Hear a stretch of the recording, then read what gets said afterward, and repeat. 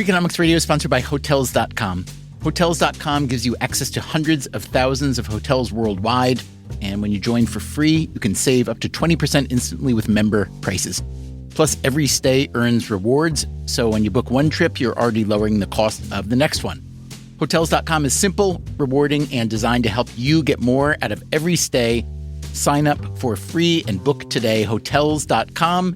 It's all in the name. Freakonomics Radio is sponsored by Amica. You know what they say, if you want to go fast, go alone. If you want to go far, go together. So go with Amica and get coverage from a mutual insurer that's built for their customers, one that looks after what's important to you together. Auto, home, life, and more, coverage that fits your unique needs. Amica helps you protect what matters most. Visit amica.com and get a quote today.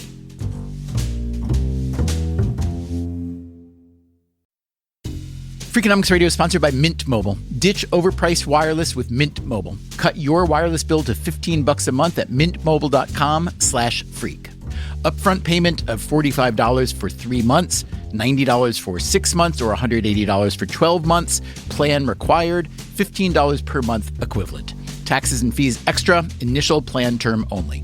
Greater than 50 gigabytes may slow when network is busy, includes up to 20 gigabytes hotspot. Capable device required. Availability, speed, and coverage varies. See mintmobile.com.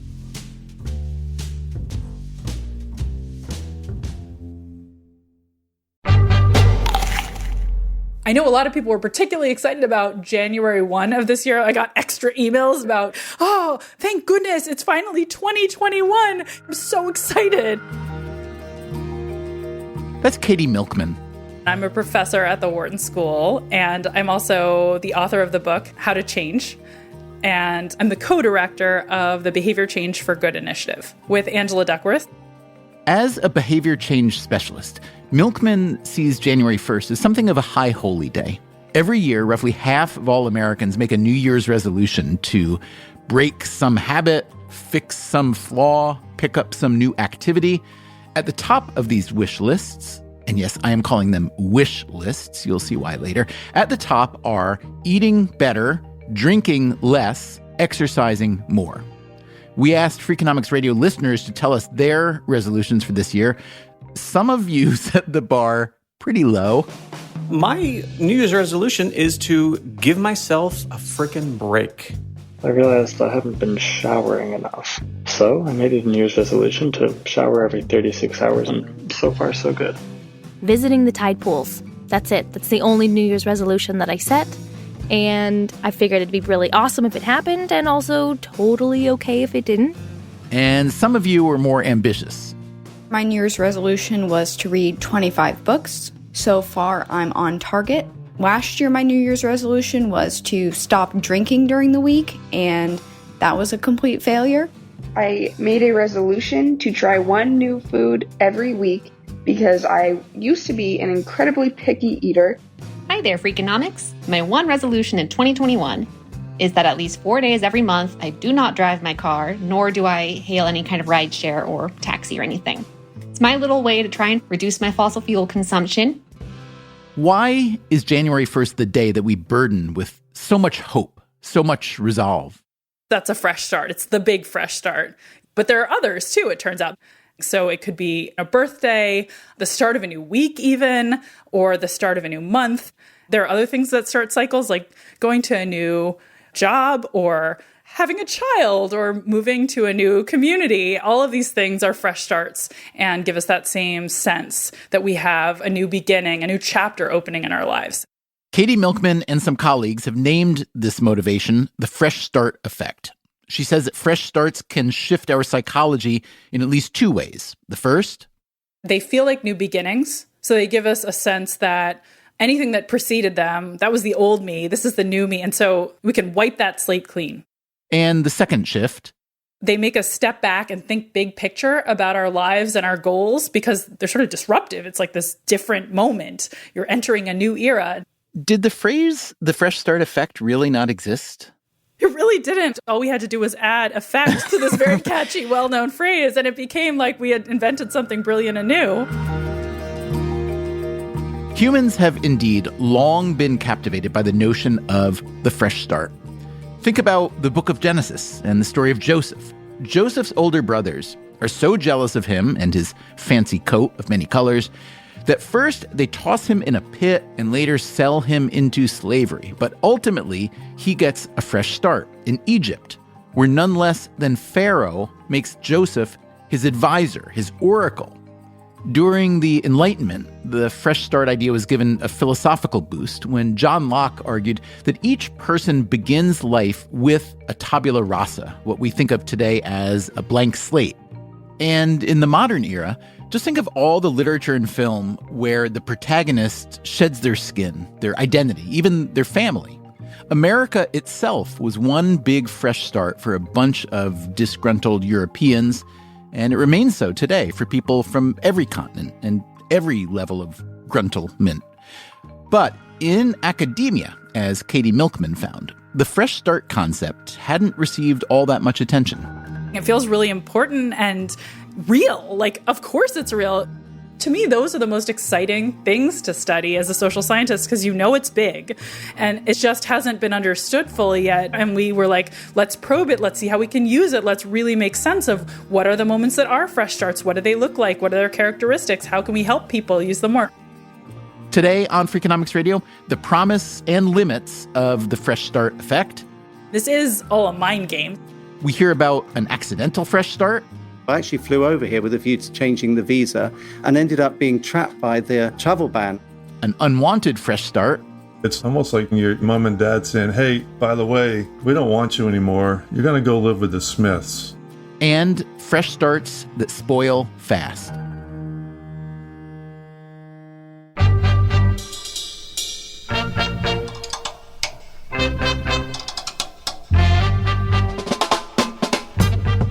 This is Freakonomics Radio, the podcast that explores the hidden side of everything. Here's your host, Stephen Dubner.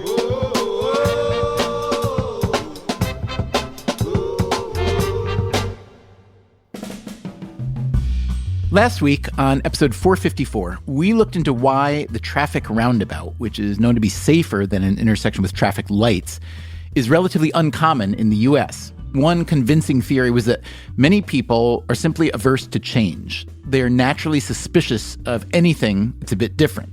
Indeed, there is a large body of research showing that aversion to change is real and large. And yet, humans, being the funny animals we are, we also want change, sometimes desperately.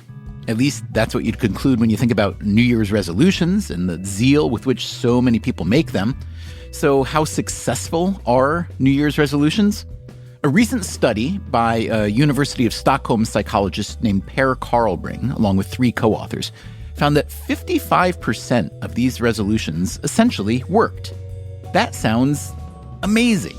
So I'm going to be a grouch about it. That, again, is Katie Milkman, whose research on the fresh start effect is cited approvingly in this new study. So the study is correlational. It's also, based on self-report. That is, the study wasn't a randomized or controlled experiment. Most every study that is done to see how many people achieve their New Year's resolutions is based on self-report. It's really hard to get objective data on this unless you're, stalking people in some incredibly bizarre way. But also, Milkman's own experience tells her that a 55% success rate for New Year's resolutions is just incredibly high. It's out of whack with any other study I've ever heard of. It's possible they recruited a really unusual sample, but it's also possible that there was something about the way they were asking the questions that led people to report success when they weren't really achieving it. You can ask the same question very different ways, like, are you still working on your goal? We reached out to Per Karlbring for some clarification. He told us that his research sample was indeed unusual, that it wasn't random, that he'd recruited volunteers who were, on average, more motivated to make a change. He also said that the way he posed his question, you did not have to be 100% successful. As long as you are moving in the right direction, he said, that is enough to be counted as a success. So yes, that 55% success rate isn't what you might objectively consider success. To Katie Milkman's point, other studies trying to measure New Year's resolutions have shown a success rate as low as 8%. To her, that is closer to the reality. So it's a funny thing. In general, goal pursuit mostly ends in failure. Tell me about it. Yeah. I'm always a little defensive when people say, oh, why should we even bother pursuing our goals? Most of it ends in failure, because obviously you can't really get anywhere if you don't try. As they like to say, you miss 100% of the shots you never take. You got it. So we're pretty confident that it is a beneficial thing to have more people going for it. Going for it, meaning pursuing goals that require behavior change and using whatever tools are available, like the Fresh Start, to accomplish those goals. Milkman and her colleagues published their first research on the Fresh Start effect in 2014. The data came from Google search results. So if you just grab a data set, like when people search for the term diet on Google, you see a natural tendency to create goals more at these fresh start moments, meaning the beginning of a new year, birthdays, the start of a new week or a new month. They also ran some experiments. It turns out if you just point out to someone, hey, did you notice March 20th is the first day of spring? That all of a sudden increases their likelihood of wanting to start pursuing a goal on that date. But they also found, as shown by New Year's resolutions, that a fresh start is only a start. It is by no means a guarantee that the new behavior will stick. It's not a one and done solution. You don't just need a little more motivation. There's all these obstacles to change, and we need a set of tools that tackle all of them, not just that momentary motivation, if we want to change daily decisions. But what about situations where a behavior doesn't have to be repeated, like enrolling in a retirement savings program? We teamed up with several universities that wanted to encourage their employees who weren't yet saving for retirement to save more. Milkman and her team sent out mailers to more than 8,000 people, randomly dividing them into 2 treatment groups. So imagine there was Stephen Dubner 1 and Stephen Dubner 2 in our study, and you're identical twins with the same name except for 1 and 2. Dr. Seuss named me plainly. So Stephen Dubner 1 is randomly assigned to the control group. He gets a mailing inviting him to start saving either now or in 3 months. And let's say Stephen Dubner 2's birthday and Stephen 1's birthday both happen to be in 3 months. Stephen Dubner 2 gets randomly assigned to the Fresh Start condition. He's invited not to start saving now or in 3 months, but to start saving now or after his next birthday. Now, it's an identical offer, but in one case, it's highlighting the moment that might feel appropriate for saving. The researchers also sprinkled in a few placebo dates throughout the sample, like Martin Luther King Jr. Day and Valentine's Day. We found that the dates that really worked were birthdays and the beginning of spring. Whereas the other dates we looked at, actually New Year's didn't have a big effect, which was surprising. We would have expected it to. And then, of course, as you would expect, the placebo dates, nothing happening there. Milkman was convinced that the Fresh Start effect is substantial enough that it can transcend the calendar, that it can be manipulated to suit one's needs. And this is all a mind game. So certainly if you want to, you can remind yourself every Monday, every time there's a holiday, it's a new beginning. This is one of the things that's made the coronavirus era so hard, which is that the way we lead our lives, they're really constructed to give us opportunities to restart all the time. It feels like we're all living this very long week that started in March of 2020. Is the average Monday more powerful than the average first of the month, even though there are 4 times or 5 times as many Mondays? That's my sense. The day of the week effect seems stronger. Like we all notice the weekends. They're really different. Not less during coronavirus than at other times, but there's some distinction that's very real between the weekends and the week. Monday, you haven't been at your desk in a while, hopefully, if you had a good weekend and you managed to set everything aside. That juice runs out a little bit by the 17th Zoom call of the week, but I feel excited at the beginning of a week. One thing I've observed is how often a new location can trigger a fresh start. Like if you rent a little house for a family vacation and there's a chair in the corner and a bunch of books on the shelf, I will spend days reading books I'd never think about reading at home. Why? Your routines have been broken. Also, these aren't the same old books you have at home. The novelty is inspiring. Isn't that why so many of us love to travel? It exposes you to new experiences, new people, new ways to see the world and think about your place in it. Travel is a constant barrage of fresh starts. That's why travel can also be disorienting, even overwhelming. This past year, we have all taken a disorienting and unscheduled trip to the land of COVID-19. So, what will our collective return feel like? Just think about how many fresh starts we'll be looking at. New relationships, new jobs, new living circumstances. You've got all the goodies in there, right? You've got the new environment and the psychological break. What we know is that when people move and their circumstances change, their environments change, their social circles change, it gives them an opportunity to change along with those things. And if they want to take advantage of that opportunity and structure their lives in a way that will facilitate better outcomes, they're better set up to do that when you move because you haven't built routines, you haven't built bad habits. This made me want to talk to someone who has moved several times for his work to 3 continents. Stephen, Andy Byford here. How are you? Andy, how are you? Good to hear from you, my friend. I'm really well, thank you. Andy Byford is one of the world's best-known public transit officials. A few years ago, he worked on an overhaul of the New York City subway system. Before that, Toronto, and previously, Sydney, Australia. Certainly, I'm used to fresh starts. I find it invigorating. I don't want to flit around, but I've enjoyed the diversity of the various cities I've lived in.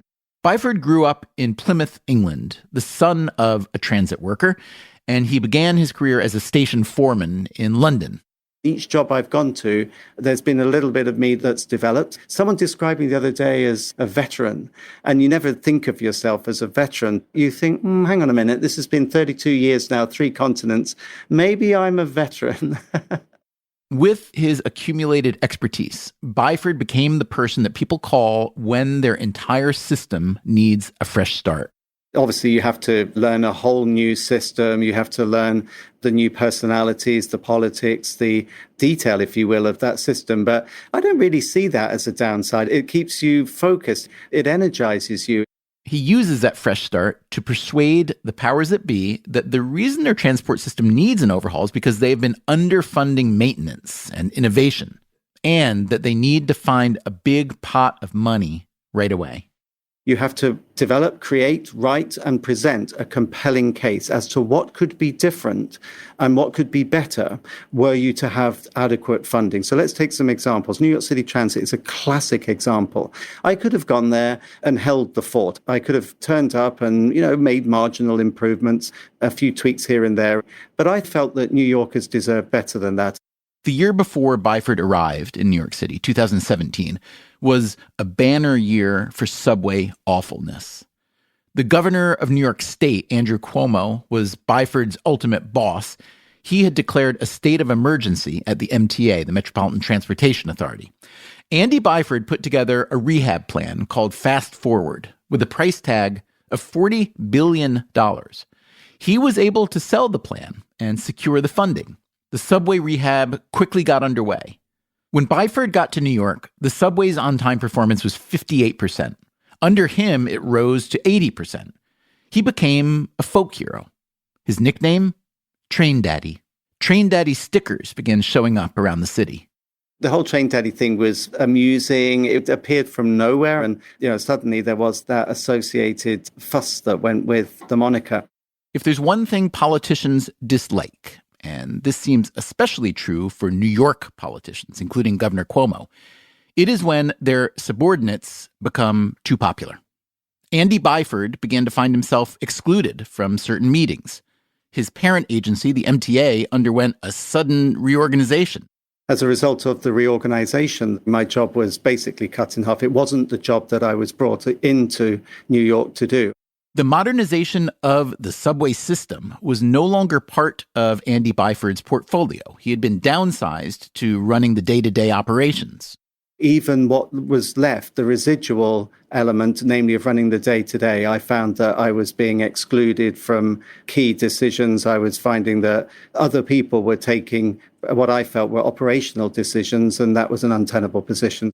Byford had loved this New York job. He and his wife loved living in New York, but Train Daddy had had enough. I chose to resign. It was my choice, though. I could have stayed. Byford's resignation landed in January 2020, just as a certain pernicious virus was starting to circulate the globe. Once the true horror of COVID emerged, I did feel somewhat guilty because had I known what was only a couple of months away, I may still have resigned, but I would think I would have put it in abeyance because I felt desperately sad for the wonderful 50,000 employees of New York City Transit who've borne a terrible price for COVID. As a leader, I would like to have been there to at least lead them through it, even if the end result would have been that ultimately I'd have still gone. But Byford had quit, and he didn't know what he was going to do next. He and his wife did plan to stay in New York, but first he had to fly home to England. I actually came over from New York to change my visa and ended up being trapped by the travel ban. So the COVID shutdown had Byford stuck in England and his wife in New York. Sitting in my home in Plymouth, it struck me that this was a golden opportunity to do my bit for Britain, to do my bit for London, to throw my hat in the ring. That's right. At the very moment that the former New York City transit chief happened to be detained in his native country, a vacancy had arisen for the commissioner's post at the massive agency known as Transport for London.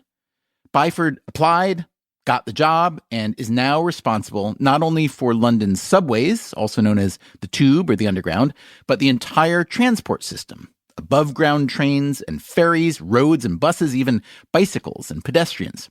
It was a COVID-induced fresh start for Byford in a system that will need to make its own COVID-induced fresh start.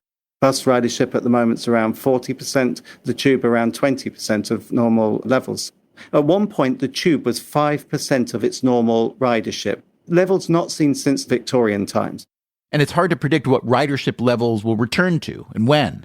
We've modeled 5 scenarios ranging from a doomsday scenario where pretty much the ridership never recovers through to probably an overly optimistic one where we get back to normal within a couple of months of lockdown ending. I don't think either of those are likely, but something in the middle ground where maybe we get to 90% of ridership in the medium term, that's more likely. Byford is choosing to look at this moment as an opportunity. One of my mantras in life is there's always opportunity in adversity. And I'd certainly say that's the case for the pandemic because you can take the opportunity to reflect upon the way you've always done things. Reflecting on the way you've always done things is, as Katie Milkman explained earlier, one of the key benefits of a fresh start. And one of the most interesting pieces of fresh start evidence happens to come from the very same London Underground that Andy Byford now runs. In 2014, there was a 2-day transit strike that shut down some stations across the London subway system. Many commuters had their normal routes disrupted. You could look at this as simply a temporary inconvenience, or you could look at it as a forced fresh start, especially if you were an economist in search of a research project. So my name is Ferdinand Rauch. I'm an economist at Oxford University. When the strike was over, Rauch and some colleagues gathered data that showed how commuters had adjusted their routes. The researchers could see what share of commuters responded to this forced experiment by changing their behavior and sticking with the new route. About 5% of commuters in the London system changed their behavior if confronted with forced experimentation. Or, as Katie Milkman puts it, about 5% of commuters found something new in that 2-day experiment that was better for them, and they stuck to it thereafter. So it might be a more pleasant walk, or there might be a convenient shop along the way that you discover when you take a different route. Could be that the stations are more pleasant to wait in. So it could be all sorts of things that make one commute better than another one. So the fresh start provided by a 2-day interruption of their routine led a significant share of commuters, 5%, to try something that they wound up liking better and sticking with, even though they hadn't sought out the change.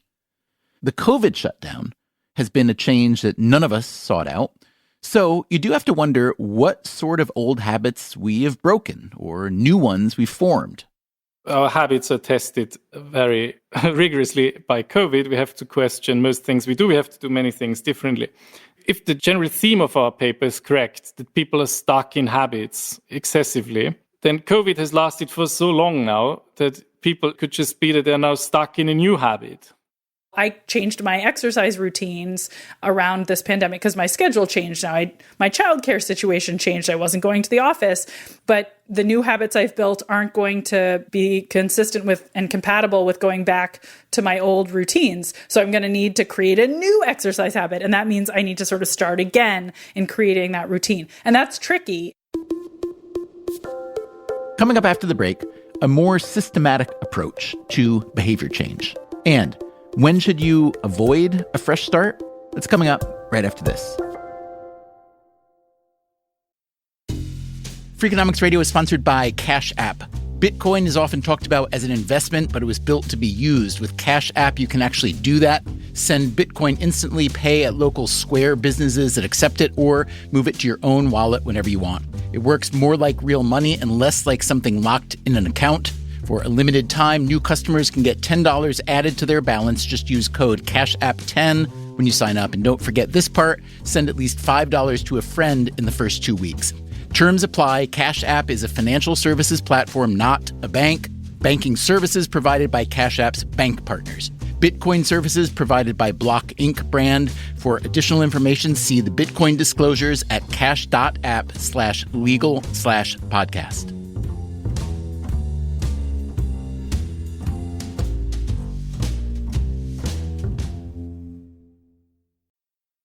Freakonomics Radio is sponsored by Figure. Did you know that 40% of homeowners own their home outright? If that's you, don't let your equity sit idle. Tap it with a home equity line of credit. Figure, the #1 non-bank HELOC lender in the U.S., helps tap equity you've built in your home so you can do things like tackle a renovation or pay down debt. HELOC is a line of credit secured by your home. You can draw what you need, repay, and draw again. Figure offers a 100% online application. Get approved in 5 minutes and funding in as few as 5 days. It's faster than a bank loan and cheaper than a personal loan. Check your rate today without impacting your credit at figure.com/freakonomics. This post is sponsored by Figure, NMLS ID 1717824.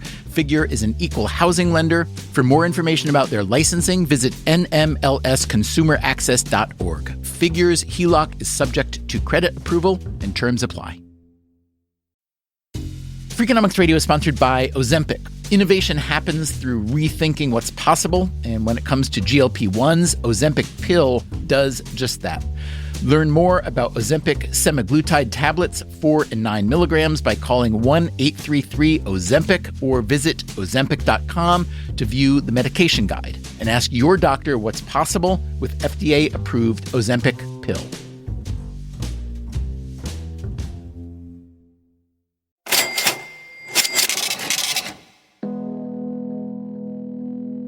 Katie Milkman has a joint PhD in computer science and business, but what she really studies is behavior change, how to make bad habits less attractive and good habits a bit stickier. That's much easier said than done, and when it comes to behavior change, theory doesn't always predict reality. We had this theory that the best way to help people build lasting habits would be if we got them into a really stable routine. So if we could convince you like every day at the same time to go to the gym. We said if we basically pay you enough to do it at the same time consistently over and over again for a month, we're going to see this skyrocket in terms of habit formation. So we ran this test. We paid some people to be really routine, like really the same time every day. And other people we paid to be less routine, if you will. And we were sure the routine folks, when we let go and watched what happened, they would rise. But what she and her fellow researchers actually saw, it was the opposite. The people who we paid to be flexible and to do things at different times, they built more lasting habits. And I think fresh starts are like that too. Like life is a mess. So we need to have flexibility. And there's all these little tricks, like trying to train habits that have fallback plans, trying to build in a buffer in case we fail. So when you talk about helping people follow through and achieve more, it sounds like you're talking about a portion of the population, but certainly not the whole population because, you know, life is not a mess for everyone. And there are some people for whom routine is not only desirable, but they're really good at it. And they have discipline that doesn't require them to have these fresh starts. If I'm, let's say, a military officer listening to you, I say, well, okay, You sound like you're trying to fix a problem that I've fixed in a different way by actually having routine and discipline where I am able to accomplish the goals I need to without relying on some mental trickery. So is what you're describing really universal and really generalizable, or is it more for the kind of people who tend toward a certain kind of messiness in your phraseology? I actually think the most successful people use all these tricks. So that's why they're successful, you're saying? Yeah, I've yet to meet the perfect person like this military officer of whom you speak. I feel like I interact with a lot of really, really successful, incredible people between my students at the Wharton School and my colleagues and the people I've had the opportunity to work with at companies on research projects. And they're all a mess, you're saying? Well, they're achieving a lot, but we all have struggles. There's nobody who isn't suffering from self-control issues or forgetfulness. And at some level, the more you achieve, the more you need to get everything right because the margin for error is smaller. But yeah, I don't think there's a lot of people who have everything figured out. Everybody's striving to be better on some dimension. There's also the fact that once you have established a good habit or routine, nowhere is it written that you are entitled to its everlasting continuation. We'd done this big intervention to try to get people to exercise more regularly, and we had this very positive effect, and it got wiped away at Thanksgiving break. So students had this disruption to their schedules, and they went home, the gym was closed, they came back, and all the benefits were washed away. Milkman and her colleagues already knew that a fresh start can have a positive effect, but this Thanksgiving lapse got them to see a flip side. We were really interested in the idea that disruptions could sometimes be negative. We were also really interested in the idea of resets. I study a type of fresh start that I call reset. That is Heng-Chen Dai, a former student of Katie Milkman's. Dai now teaches at UCLA's Anderson School of Management, where she studies motivation. She first started exploring the reset idea in a series of lab experiments. Participants would play a game in which they would be interrupted at the midpoint. At this interruption, some participants had their score reset to 0. Others would keep their score running. Dai wanted to know whether a reset affected overall performance, and if so, whether there was a difference if, before the reset, the participant was doing well in the game or doing poorly. In other words, what's the fresh start effect look like if you're succeeding, and what's it look like if you're struggling? Her lab results were interesting enough that she wanted to analyze the reset effect in the real world. She went looking for a real-world scenario that mirrored the lab game she'd been running, and she found it in Major League Baseball. This might lead you to assume that Dai is a big baseball fan. I basically know nothing about baseball. I often joke to my friends that life is too short to watch baseball. But baseball had a quirk that was perfect for what Dai wanted to know about resets. So Major League Baseball consists of 2 leagues, the American League and the National League. Quite routinely, players are traded during the season. And when a player is traded across leagues during the regular season, his season-to-date statistics are reset. So, for example, say a player had a season-to-date batting average right before trade as 275. A 275 batting average is pretty good, above the league average. Anything in the neighborhood of 300 is considered excellent. So let's say that 275 hitter is traded from a team in the American League, like the Boston Red Sox, to a team in the National League, like the Chicago Cubs. If he's traded across leagues, his batting average will start from 0. So that is a reset. But, and here is the quirk that made baseball the perfect real-world setting for Heng-Chen Dai's study. If that same 275 batter is traded from one American League team to another American League team, or from one National League team to another National League team, his batting average doesn't get reset. Voila, a perfect natural experiment to test the power of the reset. With a lot of data. Dai looked at about 700 trades from 1975 to 2014, covering 250,000 individual at-bats. Now, There were a lot of factors Dai had to consider. For instance, if a player happened to be doing very well when they were traded and did worse after, or vice versa. I think some people, when listening to this episode, will naturally think, wait, wouldn't just be regression to the mean, right? And that's why it's critical for me to have a control condition, to look at people who are also traded, but within the same league. Regression to the mean wasn't the only thing Dai had to control for. For instance, maybe it's just easier to get a high batting average once you're traded because now you often play in ballparks that are favorable to batters. Right. Some ballparks are considered hitters' parks, while others favor pitchers. And you play half your games in your home park, so you have to control for that. And also, people may be wondering, okay, batters traded across leagues may face pitchers whom they have not encountered, right? And in contrast, the batters traded within the same league may continue to bat against the same set of pitchers.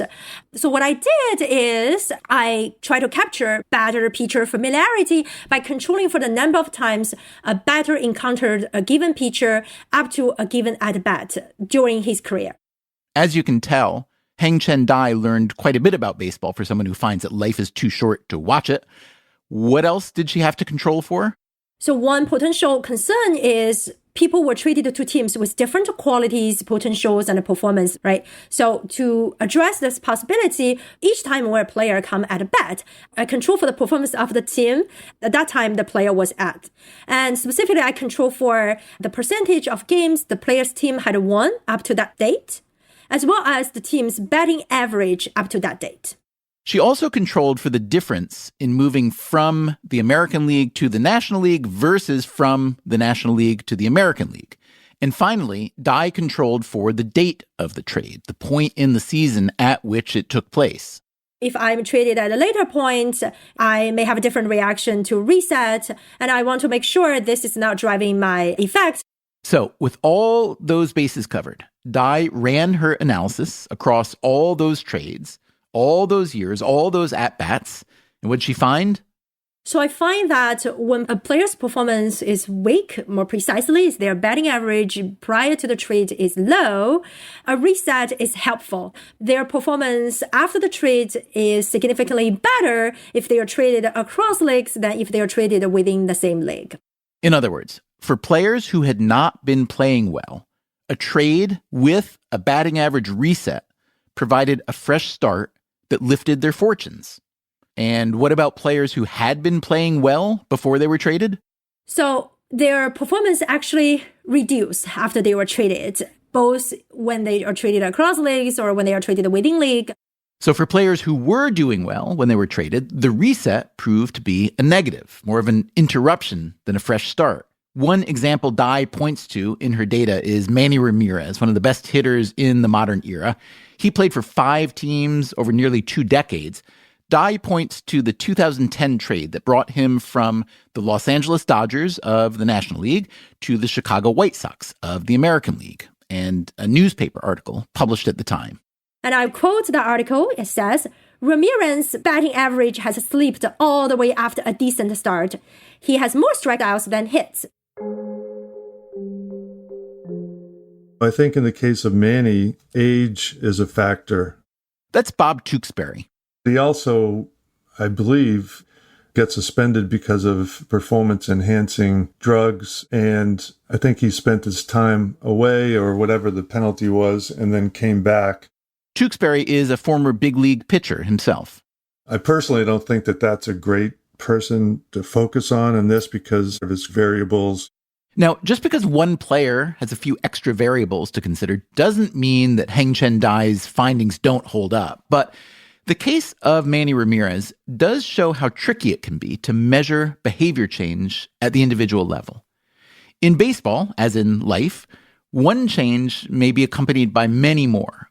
But Bob Tewksbury does believe that Heng-Chen Dai's research in general has the ring of truth. After his pitching career, Tewksbury became a mental skills coach, and he has worked for a variety of teams. If you're below the league average and you get traded, I think psychologically you're having a bad year and you're thinking like, oh my God, I'm going to end up hitting 230 this year. But then you get traded and you go, hey, I can start over again. and it's fresh, and now you get out of the gate and you're 3 for your first 10 and you're hitting 300, and psychologically you feel better. And conversely, when you get traded across leagues and you're batting 300 in one league, the psychological effect is, now I got to keep this going. I've lost my whole routine.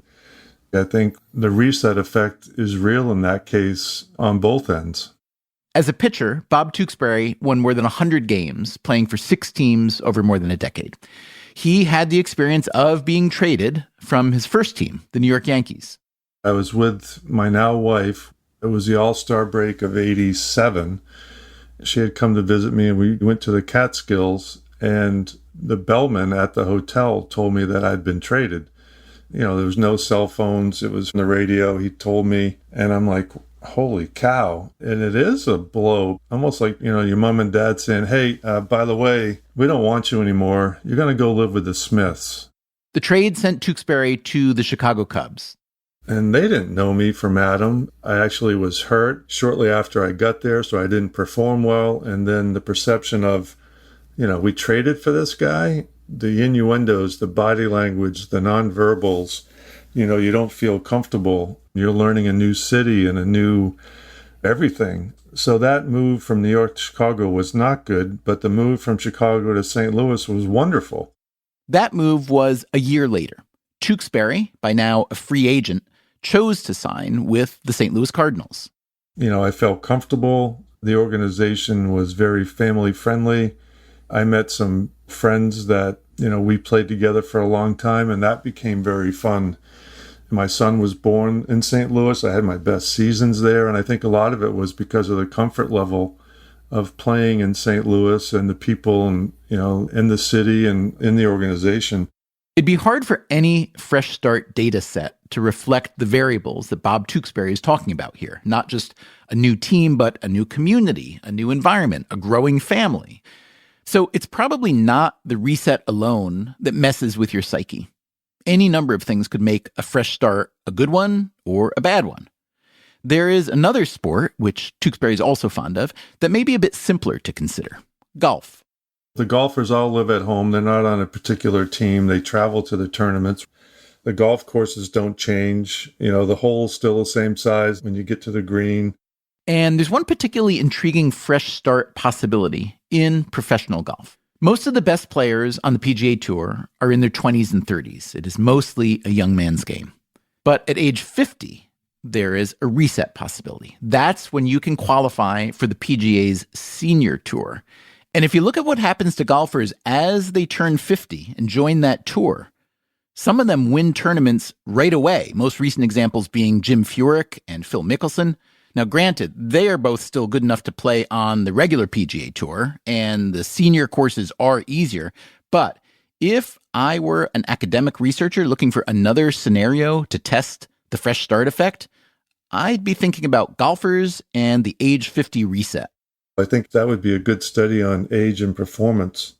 At the very least, Katie Milkman thinks there is one idea from golf that should carry over into real life.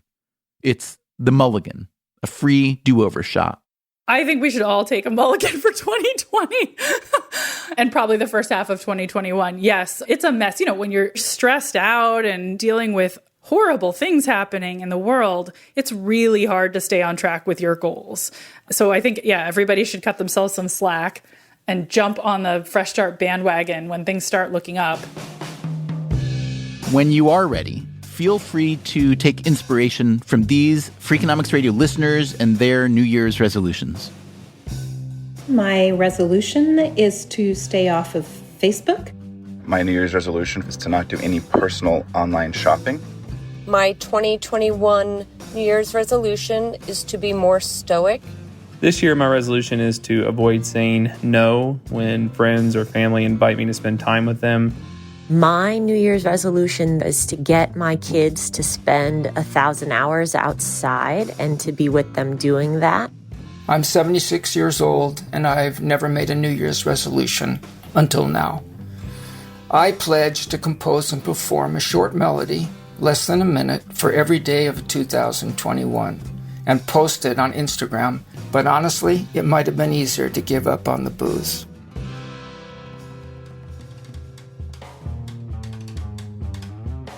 Thanks to everyone who sent in resolutions. Thanks also to Katie Milkman, Heng Chen Dai, Andy Byford, Ferdinand Rauch, and Bob Tewksbury for teaching us all about fresh starts.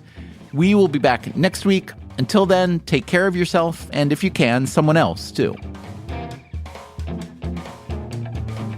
Freakonomics Radio is produced by Stitcher and Renbud Radio. We can be reached at radio@freakonomics.com. This episode was produced by Zach Lipinski. Our staff also includes Allison Craiglow, Mark McCluskey, Greg Rippin, Mary DeDuke, Matt Hickey, and Emma Terrell. We had help this week from Jasmine Klinger. Our theme song is Mr. Fortune by the Hitchhikers. All the other music was composed by Luis Guerra.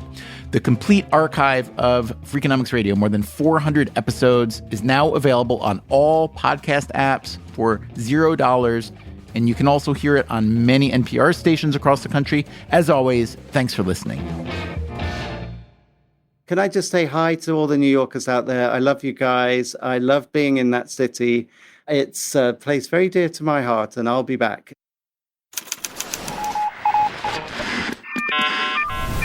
The Freakonomics Radio Network. Stitcher.